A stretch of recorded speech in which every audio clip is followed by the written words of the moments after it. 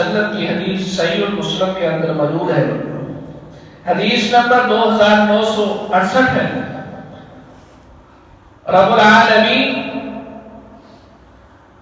بندے سے کلام کریں گے اور کلام کرتے ہوئے مالک کائنات یہ ارشاد فرمائیں گے، کیا میں نے تجھے بیوی اور بچے نہیں دیے تھے؟ کیا میں نے تجھے عزت و اکرام سے نہیں نوازا تھا؟ کیا میں نے تجھے اونٹ اور گھوڑے تیرے تابع نہیں کیے تھے؟ کیا تو سرداری پر فائز ہو کر لوگوں سے ٹیکس اور پیسے روپے نہیں وصول کیا کرتا تھا؟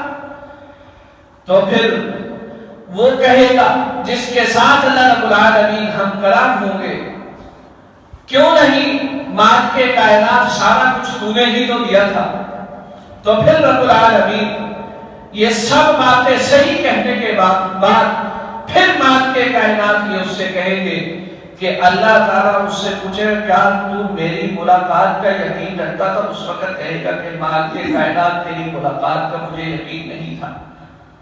تو اللہ رب العالمین اس وقت فرمائیں گے اس بندے سے، روایت صحیح مسلم کے اندر موجود ہے، رسول اللہ صلی اللہ علیہ وسلم نے فرمایا کہ اللہ رب العالمین فرمائیں گے جس طرح تو نے مجھ کو بھلا دیا اب میں بھی تجھے بھلا رہا ہوں۔ جس کو اللہ اس دن رعایت درجہ کر دے، جس کو اللہ اس دن بھلا دے، اس کا کون مددگار ہوگا، کون تعاون کرنے والا ہوگا، کون قریب ہوگا؟ اور پھر رب العالمین